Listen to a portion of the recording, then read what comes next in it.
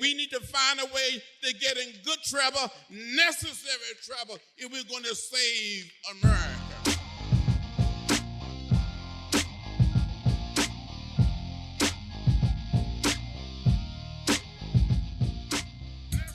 This is Paige.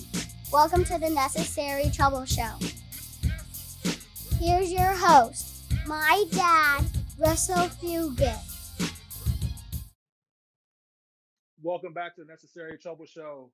And excited to be joined by Gold Glove winner, multiple-time All-Star, and my brother, Adam Jones.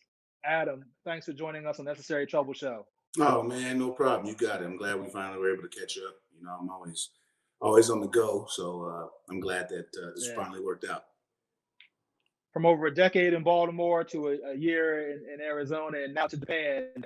And of course, you made that move, and everybody was, kind of intrigued by it. Then COVID hit. Tell us a little bit about how COVID delayed the season and how that led to the launch of the Heckle D's podcast and all the work you did on leading up to the season starting in a delayed fashion in Japan. Well, I mean, me and Reggie got over to Japan. We were in Miyazaki, Japan, and we're just like, after spring training days, we're sitting around, and just like, let's go walk around, let's go tour the city, let's go eat, let's go, see what we can see. And then COVID hit, and the staff recommended that we stay inside the hotel majority of the time unless we needed to go out to get essentials and stuff like that. So we'd sit in the room majority of the time and just be looking at each other like, can't watch every movie on Netflix or Hulu or whatever. So we just like, man, let's just have a podcast. With everything going on right now, they just shut down us. Major League Baseball is about to get shut down after us, because this is like, this is early March at the time. So Major League Baseball is a couple weeks out from being shut down, and NBA got shut down, hockey got shut down, and we're sitting there. It's like there's so much to talk about with current events. Obviously, the new presidential race that's about to take place. With at that time you had the Democratic nominations and stuff like that. So you had that, the political side going on, you had the economy, you had people out of work. I think there was so much to talk about with current events that and that myself. Like I said, Reggie, being in law school at the time, he has a good understanding of what's going on in current events. Myself playing and, paying attention to what's going on. So we were just like, what, let's just talk about what's going on. And, me playing a professional career, I think I had a little bit of intelligence, a little bit of insight. The biggest thing is just wanted to give the insight on from my perspective. My perspective isn't necessarily going to be everybody's perspective, but seeing the athlete perspective is definitely something I probably a little bit of an expert in a little bit. So I just want to give out my opinions on what's going on, obviously respectfully and intelligently, but at the same time, genuine, authentic. I didn't want to just cookie code and give we played hard, let's get them tomorrow, opposed to, nah, we got our asses beat, we need to get better. That's what my podcast is more about. It's more about me being direct and not just like beating around the bush, because you have to do that with the media. You have to beat around the bush so that you don't anger the next person. You don't cause a fuss in the clubhouse, cause a fuss in the organization. So I just wanted to just be authentic, be me, and I said be respectful, but at the same time, say what you really want to say. Say what, like, because the players want to say this, but they know they gotta say this. I'm saying what I want to say in the podcast, and again, respectfully, but to the point, and definitely not sugarcoating anything. Didn't matter what it was, I didn't care, and it was just a great opportunity to, I think, just get people to just to get our side of the view, because like I said, you see us on social media, you think that's our life. It's not really. Social media is such a small fraction of what's really going on. I'm glad to finally join your show and support and give my thoughts on current events. I guess that's the basis of the show and the basis of a lot of things. And I'm just glad that you're continuing to pursue your dreams, man. I know these are big things that you really enjoy doing. So I'm just happy to support all you guys. Well, I appreciate it. And I know it was just so hard earlier this year being having to suffer through that Heckle D's podcast with my brother, and so I'm glad you've been promoted from the JV to the varsity with Big Brother here. More like intramural. Intramural. Well, first of all, congratulations on the podcast. It's excellent, Thank you. and I'm talking to Reg about doing some stuff with what you've already done, and maybe doing some stuff in 2021. But we'll get to that. But congratulations, and if you guys don't know, check that out. Heckle D's. You can find it on YouTube. You can find it on your favorite podcast platform. There were a lot of wonderful interviews there. What was the biggest cultural adjustment you experienced heading over to Japan?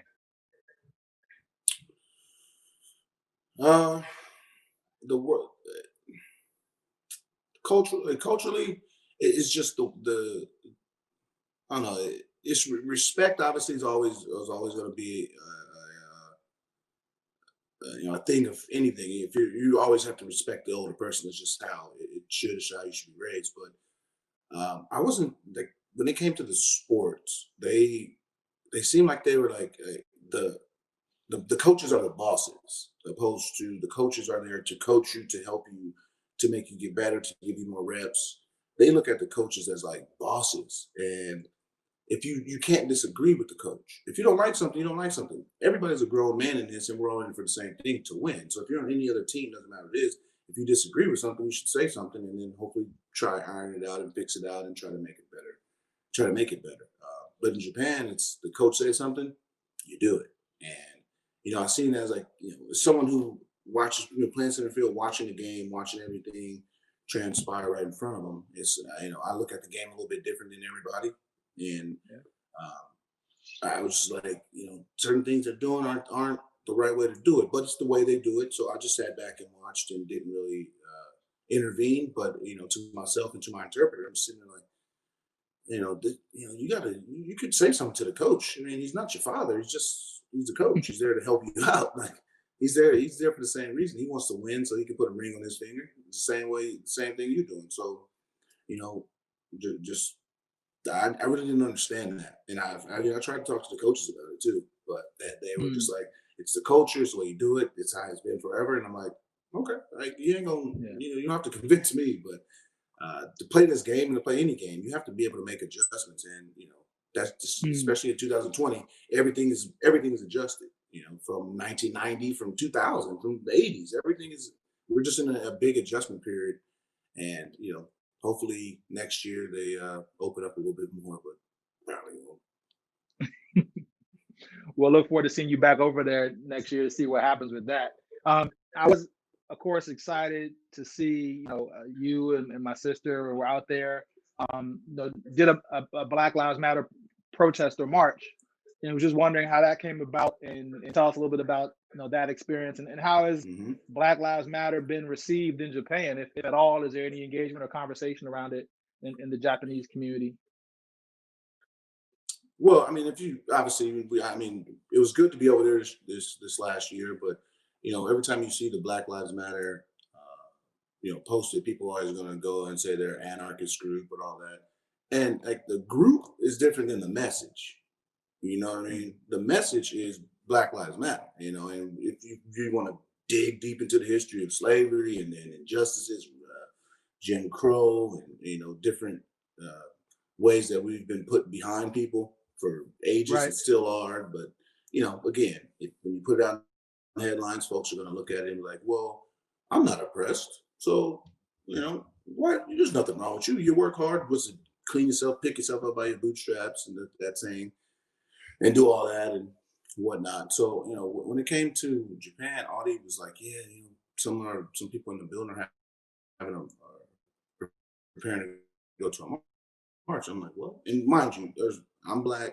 Well, honestly, we had another guy who was Black, Mr. Brown, Audie, and the majority of them was white people from Indiana. That's the Bible Belt. Okay, come on. And they were. It was the crazy part. They were really, really supportive. And you walk around, you seen Africans, you've seen people from Australia, New Zealand. People in our building are from all over the world, and you just seen so much diversity. You've seen a lot of Japanese people. out there marching, and it's like I've never marched in something like that, and like you just walk among those people and it's like it's how powerful it is. Just how it's like Hmm. this is a message that as Black people we keep trying to get this message out, but when you have other people helping you and supporting you to get your message out, that shows like humanity and that shows humility in a lot of people. A lot of people still have it. A lot of people don't because again, if it doesn't affect you, you don't necessarily care, and that goes for a lot of things for everyday life for everybody. If it doesn't bother you or Yep. affect your life, like who cares? But this affects you. This affects your kids. Kids. This affects your kids' friends. This affects who comes over your house. These are things that as our kids get older, they're gonna understand because there's always that oh he's so cute, he's so cute when a African American baby is 2, 5, 7 years old, but when he's 16 years old, that kid then shot up to be 6'1", 6'2". He ain't Yeah. so damn Right. cute. He's a threat now. Mind you, he was the same cute kid when he was 7, 8. So you know, I don't know. It's just to be a part of something I think so about my powerful. nephews, brother. I think Hmm. about your boys, and they're so adorable right now. But I know they're not gonna be little people in about 10 years. And my wife's here ready to feed them boys when they when they come back because they No, they're not, and they're cute right so now, I but think they're gonna about be them every very day. intimidating Black men. And Yeah, yeah. I wanted to ask a little bit about the Players Alliance and what that group has done. I know go you to had Costco CC before you feed them. Sabathia. Those Yeah, boys can eat. absolutely. I know we've learned, and I know it's a while since we've had the chance to see them. So I know that next time we're gonna have to do a serious Costco run. But I wanted to ask you about the Players Alliance. I know you had CC Sabathia on Heck These, and wanted to get your thoughts on a Right. little bit about I, the alliance. well, the Players Alliance. I mean, I think it's long overdue. Just because we've been African Americans have been represented in baseball, obviously since '47, but majority of the time throughout the entire process, and we've had some disadvantages in certain parts of the game, especially I mean in baseball, sports, and life, and history, and culture, finance, all parts of, of, of life. And with the Player Association, you got a big group of guys that, especially in today's era, understand that our platforms have so much reach. We as athletes think that sometimes when you're in a rut, everybody's against me. When you're doing good, everybody's with me. Thing is everybody's with you no matter what. And now the good or bad is part of being an athlete. So you have to understand that. But the fans are there to support you and support your missions and read your messages. So when it came to the Players Alliance, the idea started years ago, but the fruition of it came now. And the players that are involved, especially the big guys, the Sabathias, the Torrey Hunters, the Vernon Wells, the guys who are that previous era, they have Yep. such a great viewpoint on it because they're the era that's seen pre-social media come. Like I remember before social media, but you are older than me, so therefore you would understand even more pre-social media to now and Absolutely. how the Yep. impact is really taking place. And most of them guys didn't have social media in their career, and if they did, they had it at the very, very end of their career, as opposed to now. I mean, you got dogs that have Instagram accounts. Let's be honest with yourself. So it just was. We finally thought of it as like, man, this is something that can not just help African Americans, people of color, the Cubans, the Puerto Ricans, the Dominicans, the Yep. Venezuelans, the Mexicans, the Colombians, the Nicaraguans, the Panamanians that come and play. This can help all people of color. And the thing is, it's like, oh, it was just segregated to just help Black people, help people of color. No, it's to help people that are underprivileged, people that don't have the resources. That's pretty much the mainstay of it. It's to help people that don't have the resources. And people they say go back to pick up your bootstraps. And if you start, it was somebody said today, it was about the president. It said Trump started his life on third base, but he'll tell you he hit a triple. You Right. know what I mean? Yep. Like that's it's like my kids saying that, and I've told my kids the same thing. Like you can't say, "Oh, you worked all this way, but you started your life on third base." No, you started your life on deck circle. That's how you build and build Yeah. and build. And what we're trying to do is just try with the Players Lines is try to help any and every kid that wants a chance. And To like I that end, said, Adam. you worked with me in Baltimore, and you seen I didn't care who it was. I worked predominantly inner city because I knew inner city was more passionate to me. but it didn't matter what color anybody is. If you want to play, if you want to get to the next level, that's what charities are for. That's what these guys are putting their careers and their personal on the line for is to help out.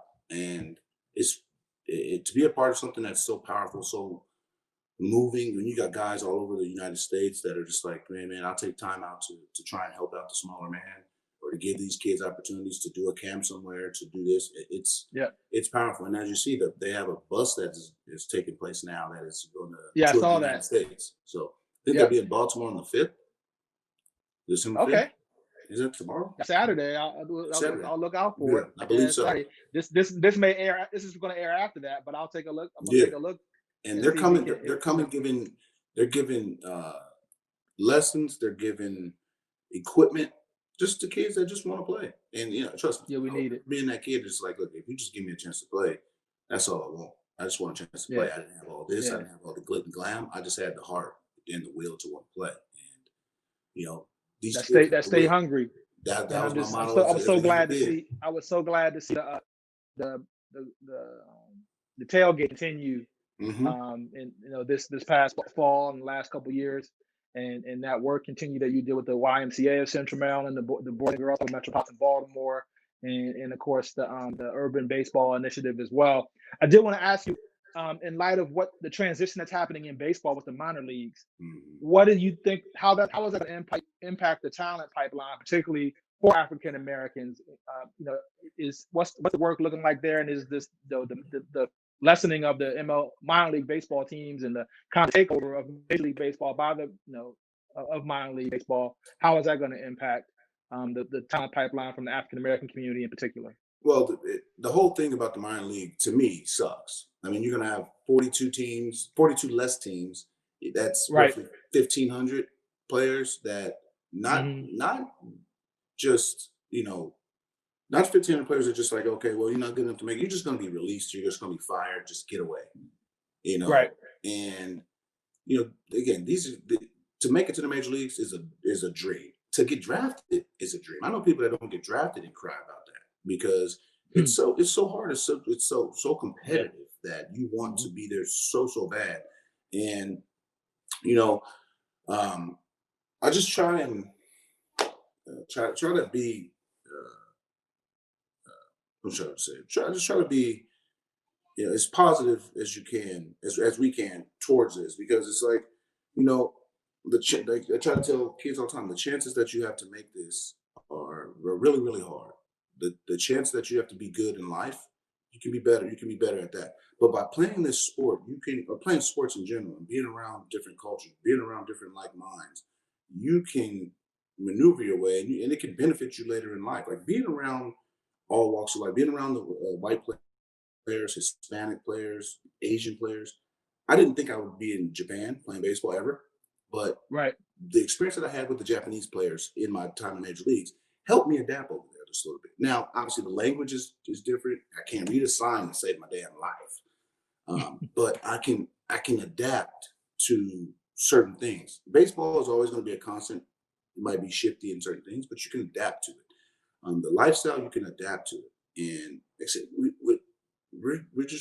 we're trying to, as a group, as a culture now, I think it's more than just say African Americans. It's a culture. It's a movement. The Players Alliance, that's a movement that's going to come real strong. And, there's been pledges for millions of dollars to give out to support kids that want what we have worked our whole lives for. And to have that same mindset, to have that same fire that we had. Because all the players that played in the majors that I know, they've been playing this game a long time. They've sacrificed so much, sacrificed friends, relationships, being cool, whatever. They sacrificed so much to get to where they're at. And, a lot of people don't really understand that because they just think that you just wake up, you're an athlete. No, I mean, it's such a long and vigorous process to become play at the top level. And as the Players Alliance, we're just trying to hopefully find the next Torrey Hunter, hopefully find the next Byron Buxton, hopefully find the next Torrey Hunter, find the next and the next Adam Jones. Price. Yeah, it could be the next Adam Jones. Kyle Lewis is the next me. He's better too. That boy can play. Man. Well, man, I just want to thank you for all the work. People still, reach out to me and my wife to, talk about the work that you've done. Even going back to when you reached out to the DC Little League team that won the DC championship with all my team in and go to the Little League World Series, and how you reached out and brought them over. I mean, there's so many things that you did that are investing in the next generation, and I know we're excited to see who those next Adam Joneses and Torrey Hunters and all those folks are going to be. And I know there's going to be a couple out there that have been touched and inspired by you, man. So just keep doing what you're doing. I know it's not easy when you get on the other side of 30, keep that body humming and in tip top shape. Big time, man. And I saw all that. The food in Japan looked amazing. Oh, so good. But I said again, as you said, that's the most humbling part is, when I was 18 getting into the game, just sit there. I remember Jay Buhner told me, hey, just be a sponge, soak it all up, be a sponge to this game. And now that obviously I'm at the, the end of my career, it's like you fully understand what he meant. And, don't take things for granted. Don't slack on anything. Just take it all in. Take everything you can in, and pass the knowledge on. And in the last couple of years, as I've gotten older, I see that is where I'm at now, is to help out the next generation, help out the younger guys. If it's, I'm not going to make the guy in terms of talent better, but I can help his mindset. I can help, understand away from the field. If you have a girlfriend, if you're dating girls, if you're married, if you have young kids, things that can help the player between the lines. I think that having kids and having that experience, because I learned that from people that had kids that were married and all that stuff. So it's basically just passing down the information down the lineage, and that's where I'm at in my career. And it has been cool to be able to help out some of the younger players the last 4 or 5 years in terms of just small things. I'm not going to tell you how to dress. I'm not going to tell you how to play the game of baseball, but certain things I think I can help out with in terms of respecting the game, respecting people outside of the game, respecting your fans. Just small things that you see, because if one fan says good game and then says not, trying to be funny or something like that, and then the player just goes off, then you got a whole brainstorm. Like, I'm trying to help people even with social media, like so these people envy you, so you don't necessarily have to just cuss them out. They envy you, so take it with a grain of salt. now I wanted to ask you about next year. Of course, the Olympics are going to be in Japan. Are you going to have any role to play with Team USA or the Olympics at all, or are you planning to go on vacation? I want to play. I mean, I've Okay. I've expressed it to Team USA, and they said if they make it, that I'll be eligible to play. All right. I mean, to be able to walk into the Olympics, the arena with Team USA. I mean, the gymnastics, you got Gabby Douglas in the back. You got just so many folks all around you. I'm just gonna be looking all around, like, who's this, who's that. Yeah. I mean, that you see all the different countries represented. Like, that is. But I played WBC twice. Right. The Olympics is the Olympics. That's the creme de la creme when it comes to representing your country and your nation and your people and your family. So if they make it, I definitely want to play. I think I would have a little bit of an advantage also, because playing over there, Team Japan is the favorite. So I'd be able to give the players a little bit more information about the Japanese players and their style. But as for playing, I might be like pinch hit myself here and there, but just let the young guys play. That's where I'm at, right? Let me get one at bat, but let me pinch hit. But I don't want to play nothing. It's going to be more of a vacation for me. But definitely, I want to participate, because it's once in a lifetime thing to be able to participate. Absolutely. Well, man, I hope we get this COVID thing figured out, because I love to come over there and have the chance to see some of that, and even maybe record or do something during that time. Because I mean, that World Baseball Classic, when Team USA won, and of course you made the amazing catch that everybody's still talking about to this day. Just is one of the best memories I know I have over the last 10 years and watching you play. So that's great to hear that that's a possibility in next year, man. So good stuff. Well, Brother Jones, I'll let you run, man. I know you got a couple little ones back there, and you got to get to that workout. But I want to thank you for being on the Necessary Trouble Show today. And of course, folks can follow Adam at simply AJ10 on Twitter and Instagram, and help these podcasts is available If you want to go back and check out season 1 on YouTube or wherever you get your podcast. Brother, appreciate you coming on Necessary Trouble, man. Anytime, man. Hey, yeah, man. I enjoyed this. Don't hesitate. I'll come back on if All I'm right, welcome we'll do back. it. You know, it just Oh, depends man, on if the fans. you know you're always welcome here, brother. They don't want me back. I'll go home.